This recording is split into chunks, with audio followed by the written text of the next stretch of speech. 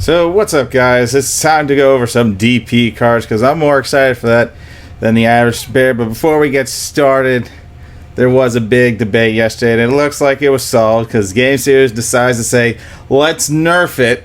Similar effects cannot be activated more than once per turn. So they don't, which means break ride, and this means shit. Well, thanks. Let's get started.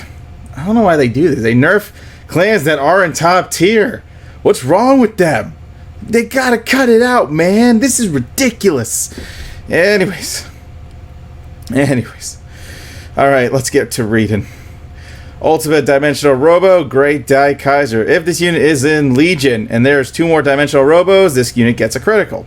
During the battle that it attacks a Vanguard, if your drive check reveals a grade 3, and the critical of your Legion mate is 2 or more, the only way your Legion mate's going to have 2 or more is if you're at LB4, which is stupid, but I don't know how the Go cannon is going to function with this, honestly, because technically Dimensional Robo Daiearth is a part of it. He's the mate, but I'm pretty sure you just go by Daikaiser's crit anyway. Both the crits do not add up, and that was a big debate. So it's just whatever the Legion is, the main Legion's crit is, that's how much you're doing. That's why this effect is really active during LB4.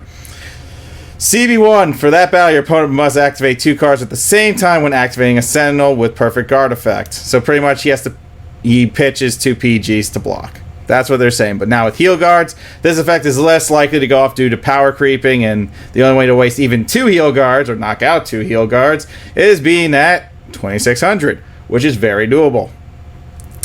So you're either knocking out 2 PGs, or you're knocking out 2 heal guards with this card, since this unit does go up, can go beyond 2600. Once you go beyond that, your opponent has to waste heals. So again, not bad. I mean, 2 is 2, period. So whatever happens in that game. But in the end, this card's really knocking at 4th damage. This card's knocking either 2 heals out, or he's knocking out 2 PGs. But you can stay on this card because it looks like the support, there is some actual good support with it that we're going to go over as well. Anyways, let's get started. So striding into Great Daiearth. If your heart is a Dimensional Robo, CB2, MG Persona Blast, good thing this is a clan event, so easy grind. Call a grade 2 and a grade 3. Wish it could have just been 2 grade 2s, but I can understand the grade 3. Alright.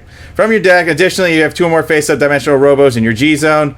This unit gets a critical. So he gains a critical, so this is most likely going to be your second stride. I think our first ride might be this guy, Mr. Super Cosmic Hero X Tiger. When this attacks a Vanguard, turn a card from your G-Zone face-up to get 4,000 power for each card face-up in your G-Zone for that battle. So 3,800 is still not enough, because it says if this unit's power is 45,000 or more, including boosts, it gains the critical. So you have to find ways to work with numbers. But again, cards that are coming in set are going to kind of help the boost game out a little bit.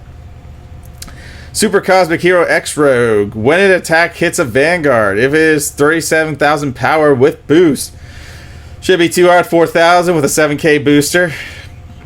4,000 boost should be enough. Draw 1 card. Randomly choose 1 card from your opponent's rear guards with priority to back row, retire it. A little board wipe, a little tiny board wipe card, not bad. This could be actually your first stride, since it's a little bit easier to manage since it's a 3,700, so you can get your 3,700 off now before you go into more detailed plays with Cosmic Tiger and Daiearth. Both are critical units, and that's the juicy of it, but the best way is you're going to have to find ways around. I mean, it's PGs and heal guards. I mean, that's why DP will have its tiny struggles. Anyways, let's get on to Enigman Tornado, aka Ultraman. At the end of the battle, it attacked a Vanguard. If its power is at 1900 before you did the attack, you had to be at 1900 before you attack. You CB1, discard 2, ride Storm from your soul, draw 2 cards, and that unit gets 10,000 power, so it guarantees the crit for that turn. And then you put 1 Enigma from your hand to your soul. It also has another effect. You could put an Enigma card, so you can put Storm in the soul without riding it. And this card gains 4,000. So pretty much 2 4,000 boosts to this card is actually very doable. There's ways to do it. I mean, DP is known for power creep in the units. So this card will be able to act like your Dauntless for the game, or pretty much like an endgame play. But in the end, you're getting 2 attacks on the opponent depending on how you set this card up. But what benefits this card, we'll go over it soon. There is a card that's going to benefit that in the end. You'll see.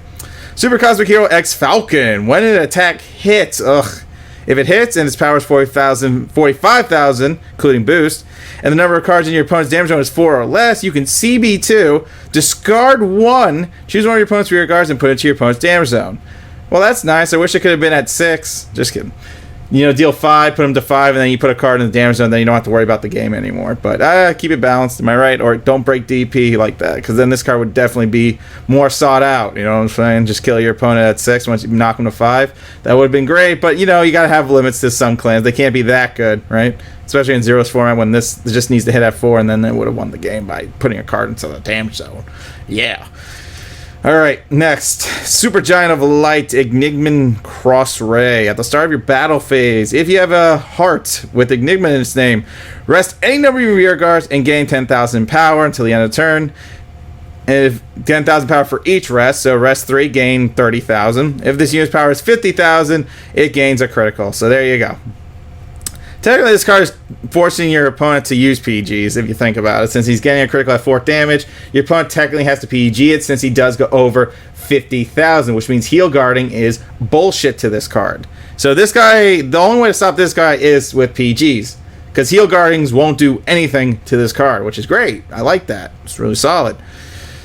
Next, we have Enigman Crest, a G2. When placed, if your Vanguard is Enigman, your Vanguard gets 4,000 power until the end of the turn. If you have 5 cards in your damage zone and your Vanguard is a grade 3, your Vanguard gets the following ability. So they changed this. They made sure this was random grade 3s. The Enigma is just the power boost for Tornado. Tornado, right? Yeah, for Tornado. So they just wanted to avoid that. So what it says is, during the battle of attack, your opponent must discard a grade 3 or greater from their hand when activating Sentinel. If they do not discard, it does not activate. So this kind of gives you the epitome of, you know, you're making 5th damage is like doing Draconic Descendant, because it's during the battle it attacked. So it pretty much says, if you have 5 cards in your damage zone and your Vanguard's grade 3, your Vanguard gets the following ability until the end of the turn. Now obviously this should work. This effect does not stack, but I'm guessing the stack is playing 2, obviously, but playing it once, and Enigmatic Tornado is your Vanguard, so technically your opponent has to pitch 2 G3s and 2 PGs, unless they have heal guards. By 2 G3s is they had to pay for the PG. If they don't have a G3 to pay for the PG, etc. on that note. So this card actually does look promising, because it's making your Enigma pretty much a Sentinel killer. Now, this guy not having a crit, obviously you have to get him to 5th damage for it to be a consistent hitbox, so they have to pitch 2 G3s, etc. to survive. So having 4 PGs and 4 heals will not save you from a play by Enigmatic Crescent. You actually have to play a little bit smarter around that, because this card can work in all DP decks that are grade 3s. So adding that to Mr. Dimensional Robo, here says CB1, you has to activate 2 Sentinels to guard. So I don't know how that's going to play with this card, but I think that's the real test at that point. Put this card with that card, and then we'll definitely see how that plays out. Because that sounds really good if we do that right. So that would be pretty interesting. You hit a G3 to activate Sentinel, but this card is saying in order for your opponent to activate Sentinel, they have to discard a G3. I don't know. Well, honestly, I think that's like... they discarded G3 to activate a Sentinel, but they had to pitch a Sentinel to activate a Sentinel. I'm thinking like Sinbuster here when we used to Sinbuster. They pitched a G3, then they pitched a PG, and then the PG activated because they were trying to activate the PG. So I assume it's just like that. Yeah, it's pretty much like that. It's just pitching 1 G3 to activate. So it's 3 cards. It's the same thing. 3 cards. 3 cards. You have to pitch a G3 just so you can even activate the Sentinel in your hand. But the only way to activate the Sentinel in your hand is having 2 Sentinels in your hand. So that's the only way. So they have to pitch a G3, and then they lose 2 Sentinels pretty much. But again, heal guards. It doesn't work that way. Anyways, we'll see how it goes. Daiearth, when placed, return a grade 3. Woohoo! So you give your Vanguard plus 4,000. Nice. Definitely going to be running in all decks. When attack hits a Vanguard, count +1, draw a card. So then they have more plus. DP became more plus, but at least they have crits. So let's see. When placed, return grade 3. Give your Vanguard so your Vanguard gets the draw ability. Okay, that's better. I like that. As long as the Vanguard gets the draw ability, I'm okay with that. So that's a good one. Die Shoot, new Forerunner. if your Generation Break 1, if your Vanguard's a Dimensional Robo, put this in your soul, give your Vanguard 4,000 power, and then when the attack hits a Vanguard, retire a rear guard. I ran that in my deck. So, moral of the story is, it's just Daikaiser just became, well, True Ultimate is just his break ride self without break riding. And to add a G3 to turn him into a glory, you're going to need this G2, but you got to make sure you have 5th damage. May test a little self pinger here and there to try to really push that actuality in. But yeah, if you use G-Jet, use your Jet after your deck got so thinned out, you can get your draw triggers back in there and really, put in some work. There's a lot coming on from Daishoot. A lot.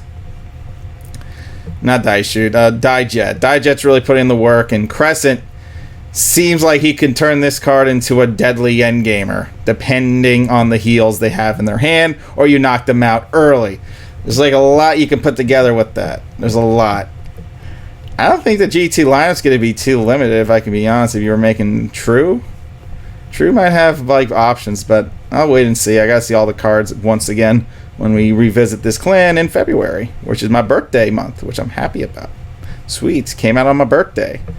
But Game Studios knows me so well. Anyways, that's it. So pretty much this card doesn't stack. Sad part of the story. This card won't stack, but you can use it with this card if you're at 5th damage. So your opponent has to pitch a grade 3, so it's technically you're doing a break ride Sim Buster play. So you turn your True Dimensional Robo Daikaiser into a Sin Buster. So that's pretty good. So pretty much you can make your own Sim Buster with that 9k. So that's good. Diejet's good because he returns a trigger back to the deck. So again, easy trigger sacking or easy trigger on top. Yeah, really. I mean, once you stride once, I mean, you're good to go. I mean, you can stride, and that's where your pitching comes into stride, and then you legion back your triggers.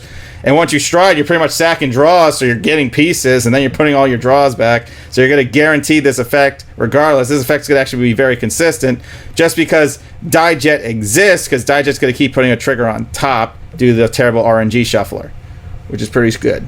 Pretty solid stuff. Sack Police is still Sack Police. Now, if you live, that's a different story. But again, I don't even know about heal guards in DP with the amount of G3s you need to kind of, do this. But I think 2 different decks, like I said, 2 different decks can be made for this. I don't even know if you go heal guards because you need more G3 layout.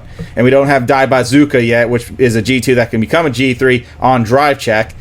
So we have to wait for that card to release, but that'll come out with more of Kaiser's strides in the near future, which I'm going to be excited about. That's exciting stuff. Kaiser's strides are the best strides. Nice. Anyways, that's all. All right, y'all be good. Y'all stay safe. We'll see you all another time. Peace out.